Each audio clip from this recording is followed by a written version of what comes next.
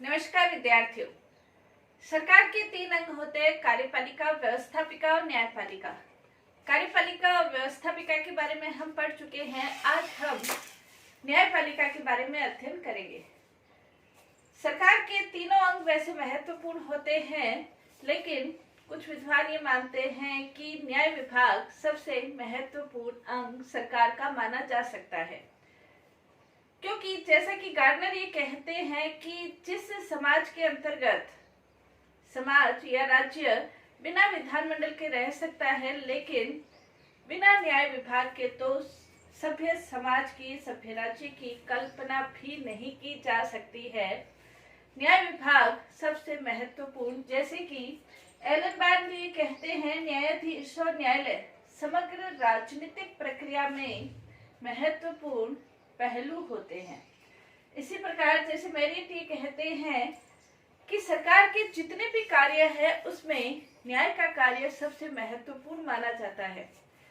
प्राचीन काल से लेकर आधुनिक समय तक भी न्याय व्यवस्था या न्याय कार्य सबसे महत्वपूर्ण माना जाता है, क्योंकि समाज के अंतर्गत विभिन्न प्रकार के विवाद की स्थिति उत्पन्न होना स्वाभाविक है। एक व्यक्ति का दूसरे व्यक्ति के साथ विवाद उत्पन्न हो सकता है अपने स्वार्थ के कारण या अन्य किसी भी कारण से। उन विवादों का समाधान यदि नहीं होता है तो फिर सरकार के औचित्य के ऊपर भी प्रश्न चिन्ह लग सकता है। इसी प्रकार वर्तमान समय देखें, लोकतांत्रिक शासन व्यवस्था है, उसके अंतर्गत भी संविधान के द्वारा सरकार को शक्तियां प्रदान की जाती है। उन शक्तियों के अधीन रहते हुए, मर्यादा में रहते हुए सरकार कार्य करती है। यदि राज्यों के द्वारा भी व्यक्तियों की स्वतंत्रता के ऊपर, उसके अधिकारों के ऊपर किसी भी प्रकार का हनन होता है तो उसके लिए भी न्याय विभाग की आवश्यकता रहती है, क्योंकि सरकार के अमर्यादापूर्ण आचरण से नागरिकों की रक्षा का दायित्व भी न्यायपालिका का है। इसलिए वर्तमान समय यदि हम देखें तो न्याय विभाग या न्यायपालिका सबसे महत्वपूर्ण बन जाते हैं। न्यायपालिका के अंतर्गत यदि उसका हम महत्व देखें कि न्यायपालिका का वर्तमान समय क्या महत्व है, तो न्यायपालिका का महत्व विद्वानों के अनुसार इन सभी आधारों पर है। पहला, जिसे हम कह सकते हैं कि लोकतंत्र का प्रमुख आधार न्यायपालिका है। लोकतंत्र जो जनता का, जनता के लिए जनता द्वारा शासन तभी बन सकता है जब वास्तव में शासन जनता का हो और शासन जनता के अनुरूप चले या जनता के अनुसार चले, जनता के द्वारा चले। इसका उत्तरदायित्व न्यायपालिका के ऊपर आ जाता है। अब सरकार जनता के अनुसार चलती है या नहीं चलती है, ये मर्यादित करने का कार्य न्यायपालिका करती है, इसलिए इसका महत्व बढ़ जाता है। दूसरा, वर्तमान समय संविधान के द्वारा नागरिकों को अधिकार प्रदान किए जाते हैं। उन अधिकारों की रक्षा का दायित्व भी न्यायपालिका का है। जैसे एक विद्वान है रोले, वो ये कहते हैं, अधिकारों का निश्चय करना और उन्हें सुरक्षा प्रदान करना ये न्यायपालिका का महत्वपूर्ण कार्य माना जा सकता है। नेक्स्ट, इसके अंतर्गत इसका महत्व नागरिकों के विवादों का समाधान करना। नागरिकों के विवादों का समाधान करना, नागरिकों के अधिकारों की रक्षा करना, नागरिकों की समस्याओं का समाधान करना, ये न्यायपालिका का कैंट ये कहते हैं कि महत्वपूर्ण कर्तव्य है। यदि न्यायपालिका ये कार्य नहीं करती है तो राज्य ही नष्ट हो जाता है। राज्य नष्ट हो जाएगा, निर्बल व्यक्तियों के ऊपर अत्याचार होंगे और अन्याय, अत्याचार, अराजकता की स्थिति बन जाएगी यदि न्यायपालिका इस प्रकार का कार्य नहीं करती है। नेक्स्ट, इसके अंतर्गत राज्य के अमर्यादित आचरण से रक्षा करने का कार्य भी न्यायपालिका के द्वारा किया जाता है। जैसे लॉर्ड ब्राइस ये कहते हैं कि शासन की उत्तमता की कसौटी न्याय विभाग ही है। न्याय विभाग के द्वारा हम देख सकते हैं कि शासन उत्तम तरीके से कार्य कर रहा है या नहीं कर रहा है, यानी कि लोगों को सहज, शीघ्र और सुलभ न्याय प्राप्त हो रहा है या नहीं हो रहा है। अगर हो रहा है तो वो शासन हम कह सकते हैं कि वो उत्तम शासन कहा जा सकता है। नेक्स्ट इसके अंतर्गत जैसे गार्डनर ये कहते हैं सभ्य समाज की आवश्यकता। सभ्य समाज की कल्पना बिना न्याय विभाग के नहीं की जा सकती है। कहने का तात्पर्य ये है कि न्यायपालिका सरकार के महत्वपूर्ण अंग तो है ही, लेकिन उसका जो कार्य है वो और ज्यादा महत्वपूर्ण है। यदि समाज के अंतर्गत, राज्य के अंतर्गत न्याय सहज, शीघ्र और सुलभ नहीं मिलता है या न्याय प्राप्त करने में देरी होती है तो उसे हम सभ्य समाज नहीं कह सकते। इसलिए न्यायपालिका का कार्य व्यक्तियों के विवादों का निर्णय करने के लिए, अधिकारों की रक्षा करने के लिए, लोकतंत्र की रक्षा करने के लिए, राज्य और व्यक्ति के बीच संबंधों को संचालित करने में न्याय विभाग का महत्व, न्यायपालिका का महत्वपूर्ण योगदान रहता है।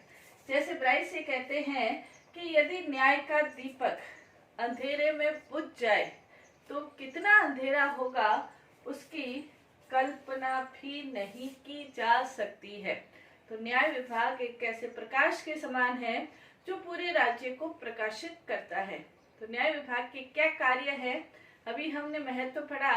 नेक्स्ट हम पढ़ेंगे कि न्याय विभाग के क्या क्या कार्य हैं। तो जैसे कार्य पढ़ने से पहले हम ये देखेंगे कि आखिर न्यायपालिका किसे कहा जा सकता है या न्यायपालिका का अर्थ क्या है। तो न्यायपालिका के अर्थ के अंतर्गत हम कह सकते हैं कि न्यायपालिका के अंतर्गत वो व्यक्ति या व्यक्तियों का समूह आता है जो कि न्याय प्रदान करने के लिए अधिकारित किए गए हैं या नियुक्त किए गए हैं और जो नागरिकों का विवादों का निर्णय करते हैं और राज्य और नागरिकों के भी आपसी संबंधों का निर्णय करते हैं। तो ऐसे को हम न्यायपालिका कह सकते हैं। यदि हम और स्पष्ट रूप से प्रोफेसर लास्की की कोटेशन जो कि न्यायपालिका के अंतर्गत है, वो उन्होंने ये कहा है, जैसे आपके क्वेश्चन पूछा जा सकता है कि न्यायपालिका का अर्थ क्या है। तो कई बार हमें लगता है कि हम अर्थ तो जानते हैं लेकिन वो शब्दों में वो नहीं लिख सकते। तो लास्की की कोटेशन बिल्कुल सटीक कोटेशन है न्यायपालिका के लिए। एक राज्य की न्यायपालिका क्या अर्थ है उसके संदर्भ में हम ये कोटेशन लिख सकते हैं। 2 नंबर का क्वेश्चन आता है तो एक राज्य की न्यायपालिका अधिकारियों के ऐसे समूह के रूप में परिभाषित की जा सकती है जिनका कार्य राज्य के किसी कानून विशेष के उल्लंघन या तोड़ने संबंधी शिकायत का, जो कि कानून का कोई उल्लंघन करता है या तोड़ता है, उसकी शिकायत का जो विभिन्न लोगों के बीच हो सकती है। विभिन्न लोगों के बीच यानी कि एक नागरिक के दूसरे नागरिक के बीच, विभिन्न लोगों के बीच या नागरिक या समाज के बीच, नागरिक या राज्य के बीच भी कानून का उल्लंघन या कानून तोड़ा जा सकता है, एक दूसरे के विरुद्ध होती है, उसका समाधान या फैसला करता है। तो ये न्यायपालिका का अर्थ है कि न्यायपालिका ऐसे लोगों का समूह है जो नागरिकों और राज्य और नागरिकों के बीच भी उठने वाले विवाद या कानूनों को तोड़ने संबंधी विवादों का वो समाधान करती है या फैसला करती है। तो ये बिल्कुल सही अर्थ है इसका। नेक्स्ट इसके अंतर्गत हम पढ़ेंगे कि न्यायपालिका का क्या कार्य है। न्यायपालिका की क्या कार्य है, तो सबसे पहला कार्य जैसे हम सभी जानते हैं अभियोगों का निर्णय करना। जो विभिन्न प्रकार के अभियोग या विवाद न्यायपालिका के समक्ष आते हैं, चाहे वो नागरिकों के आपसी विवाद हो, चाहे वो नागरिकों के चाहे संपत्ति संबंधी विवाद हो, चाहे आपसी व्यवहार संबंधी विवाद हो, चाहे फौजदारी विवाद हो, ये विभिन्न प्रकार के जो अभियोग हैं न्यायपालिका के समक्ष आते हैं। इन अभियोगों का निर्णय करना ये न्यायपालिका का ही महत्वपूर्ण कार्य माना जाता है। नेक्स्ट इसके अंतर्गत कानूनों की व्याख्या करना। कानूनों की व्याख्या करना संविधान के अंतर्गत, जैसे संविधान लिखा हुआ है, कानून लिखे हुए होते हैं, उनकी व्याख्या करना मतलब वो कानून की अस्पष्ट जो भाषा है उसको स्पष्ट करना या कानून का क्षेत्र निर्धारित करना या उसकी कहाँ इस कानून की कह सकते हैं कि पहुंच है, उसको स्पष्ट करने का या इनकी व्याख्या करने का जो कार्य है वो न्यायपालिका के द्वारा ही किया जाता है। जैसे भारतीय संविधान के अंतर्गत अनुच्छेद 21 है वो जीवन की स्वतंत्रता से संबंधित है। अब जो अनुच्छेद 21 जीवन की स्वतंत्रता से संबंधित है, इस जीवन की स्वतंत्रता में क्या क्या चीजें समाहित होती हैं, तो इसके ऊपर सर्वोच्च न्यायालय के द्वारा समय समय पर अनेक प्रकार की इसकी स्पष्ट व्याख्या की गई है कि जीवन की स्वतंत्रता, प्राण और दैहिक स्वतंत्रता का तात्पर्य सिर्फ जीने की स्वतंत्रता नहीं बल्कि सम्मान पूर्वक जीवन जीना है। और सम्मान पूर्वक जीवन जीना है तो इसके अंतर्गत विभिन्न प्रकार के अधिकार, जैसे अनुच्छेद 21 के अंतर्गत शिक्षा का अधिकार दिया गया, ये भी इसी अधिकार के अंतर्गत प्रदान किया गया। तो कहने का तात्पर्य कानूनों की व्याख्या करने का जो कार्य है वो न्यायालय के द्वारा किया जाता है। नेक्स्ट, इसके अंतर्गत औचित्य के आधार पर कानून का निर्माण करना। कई बार ऐसे विवाद उत्पन्न हो जाते हैं जिनके ऊपर कानून बने हुए नहीं हैं, तो ऐसे विवादों के ऊपर न्यायालय अपने विवेक के अनुसार, परिस्थितियों के अनुसार, परंपराओं के अनुसार वो स्वयं निर्णय देते हैं, जिसे कि केस लॉ भी कहा जा सकता है। और इसी के अंतर्गत जैसे अमेरिका के जो न्यायाधीश थे वो ये कहते हैं कि कानून वही है जो कि न्यायाधीश कहते हैं। कहने का तात्पर्य ये है कि कहते हैं कि इस प्रकार से औचित्य के आधार पर जो न्यायालय कानूनों का निर्माण करते हैं वो एक तरीके से कानूनों के पूरक ही होते हैं, और इनके आधार पर हम न्यायपालिका को अर्ध विधानमंडल का रूप भी कह सकते हैं लिखों के अनुसार। कहने का तात्पर्य ये कि न्यायाधीशों का, न्यायालय का नेक्स्ट कार्य औचित्य के आधार पर कानूनों का निर्माण करना है। नेक्स्ट, इसके अंतर्गत व्यक्ति के अधिकारों की रक्षा। व्यक्ति के अधिकारों की रक्षा का उत्तरदायित्व न्यायपालिका के ऊपर होता है। संविधान के द्वारा व्यक्तियों को विभिन्न प्रकार के अधिकार प्रदान किए जाते हैं और उन अधिकारों के ऊपर किसी भी प्रकार का हनन होता है तो व्यक्ति न्यायालय में शरण ले सकता है। भारतीय संविधान के अंतर्गत यदि हम देखें तो नागरिकों को 6 प्रकार के मौलिक अधिकार प्रदान किए गए हैं, और यदि इन अधिकारों का हनन होता है तो अनुच्छेद 32 के अंतर्गत व्यक्ति न्यायालय में जो संवैधानिक उपचारों का अधिकार है, जिसे कि अम्बेडकर ने संविधान की आत्मा कहा है, उसके अंतर्गत संवैधानिक उपचारों के अधिकार के अंतर्गत अनुच्छेद 32 के अनुसार वो न्यायालय में शरण ले सकते हैं। और न्यायालय बंदी प्रत्यक्षीकरण, उत्प्रेषण, परमादेश, प्रतिषेध, अधिकार प्रसार, इन रीट के माध्यम से नागरिकों के अधिकारों की रक्षा करती है। तो कहने का तात्पर्य नागरिकों के अधिकारों की रक्षा का उत्तरदायित्व न्यायपालिका का है, जो कि न्यायपालिका ये कार्य करती है। नेक्स्ट, इसके अंतर्गत घोषणात्मक निर्णय करना।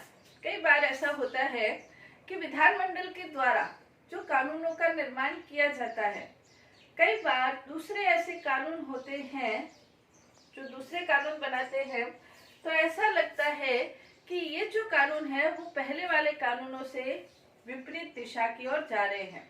तो उसको आधार पर कई बार नागरिकों को ये लगता है कि ये संविधान का उल्लंघन है। तो ऐसे समय में नागरिकों के द्वारा या शिकायतों के आधार पर न्यायाधीश उन कानूनों की औचित्य को स्पष्ट करते हैं और उन कानूनों को सही सिद्ध भी करने की कोशिश करते हैं बिना किसी विशेष कार्यवाही के। तो उसे घोषणात्मक निर्णय कहा जाता है। नेक्स्ट, इसके अंतर्गत संविधान की रक्षा। संविधान की रक्षा का जो कार्य है वो न्यायपालिका के द्वारा किया जाता है। कैसे किया जाता है संविधान की रक्षा? संविधान के द्वारा कार्यपालिका व्यवस्थापिका को शक्तियां प्रदान की जाती है, यानी कि प्रधानमंत्री, मंत्री, मंत्रिमंडल क्या क्या शक्तियों का प्रयोग करेंगे, ये संविधान के द्वारा निश्चित होता है। ये जो कार्यपालिका और व्यवस्थापिका है ये अपनी शक्तियों के अनुसार कार्य कर रही है या शक्तियों से बढ़कर कार्य कर रही है। जो शक्तियां इन्हें प्राप्त नहीं है उन शक्तियों के आधार पर ये कार्य कर रही है, ये देखना न्यायपालिका का कार्य है। संघात्मक शासन व्यवस्था के अंतर्गत भी ये कार्य महत्वपूर्ण हो जाता है, क्योंकि संघात्मक शासन व्यवस्था में केंद्र और राज्यों के बीच शक्तियों का स्पष्ट विभाजन होता है, तो ये न्यायपालिका ही देखती है कि वो संविधान के अनुसार अपनी मर्यादा में रहते हुए कार्य कर रही है या नहीं कर रही है। नेक्स्ट, इसके अंतर्गत हम कह सकते हैं कि यदि वो संविधान के अनुसार कार्य नहीं करती है तो उसे अवैध घोषित करने का अधिकार भी न्यायपालिका का होता है। तो उनके कार्यों को वो अवैध घोषित करके संविधान की रक्षा करती है। नेक्स्ट, इसके अंतर्गत परामर्श संबंधी कार्य। सर्वोच्च न्यायालय के द्वारा परामर्श संबंधी कार्य किया जाता है, चाहे वो इंग्लैंड की प्रिवी काउंसिल की न्यायिक समिति हो, उसके द्वारा परामर्श संबंधी कार्यपालिका कानूनी निर्णयों के ऊपर या कानूनी मसलों के ऊपर जो परामर्श सर्वोच्च न्यायालय से या न्यायालय से लेने का अधिकार रखती है। और न्यायालय के द्वारा कार्यपालिका विधानमंडल को ये परामर्श दिए भी जाते हैं, जैसे इंग्लैंड की प्रिवी काउंसिल की न्यायिक समिति के द्वारा भी नॉर्वे, स्वीडन, कनाडा, भारत में भी न्यायालय से परामर्श मांगे जाते हैं। भारतीय संविधान के अनुच्छेद 143 के अंतर्गत जो कार्यपालिका है वो न्यायालय से परामर्श ले सकती है। तो परामर्श संबंधी कार्य किए जाते हैं। नेक्स्ट, इसके अंतर्गत सरकार के कार्यों को औचित्य प्रदान करना। कई बार ऐसा होता है कि सरकार के कार्यों को ऐसा लगता है कि वह असंवैधानिक कार्य है, तो इसके ऊपर न्यायालय में याचिका दायर की जाती है। न्यायालय के द्वारा याचिका का उत्तर देते हुए यह सिद्ध किया जाता है कि सरकार के द्वारा जो कार्य किए जा रहे हैं वो वास्तव में उचित है और संविधान के अनुकूल है। तो सरकार के कार्यों को भी औचित्य प्रदान करने का कार्य करती है। नेक्स्ट, इसके अंतर्गत प्रशासनिक कार्य भी किए जाते हैं। न्यायालय को यह अधिकार होता है कि वो अपने अधिकारियों की नियुक्ति, कर्मचारियों की नियुक्ति स्वयं करे। इसके अलावा अपने न्यायालय से संबंधित, प्रशासन से संबंधित नियम बनाने का कार्य भी वो स्वयं करे और उसकी कार्यवाही से संबंधित कार्य करने का कार्य भी, यानी कि प्रशासनिक क्षेत्र के, अपने न्यायालय के प्रशासनिक क्षेत्र के कार्य, नियुक्ति करना है, नियम बनाना है, निर्देशन करना है, समन्वय करना है, ये कार्य किए जाते हैं। नेक्स्ट और लास्ट कार्य विविध कार्यों का विभिन्न प्रकार के अन्य कार्य, लाइसेंस जारी करना, वसीयत जारी करना या वसीयत को लीगलाइज करना, कानूनी रूप से उसको बनाना कि ये सही है, गलत है। तो ये नागरिकता से संबंधित या किसी भी प्रकार की चुनाव की योग्यता से संबंधित निर्णय करना, ये अन्य विभिन्न प्रकार के कार्य भी न्यायपालिका के द्वारा किए जाते हैं। तो आज हमने न्यायपालिका के कार्य पढ़े। नेक्स्ट क्लास में ये सभी कार्य न्यायपालिका कर सके उसके लिए न्यायपालिका की स्वतंत्रता की आवश्यकता रहती है। तो न्यायपालिका की स्वतंत्रता के लिए क्या कार्य किए जाए उसके बारे में हम अध्ययन करेंगे। धन्यवाद।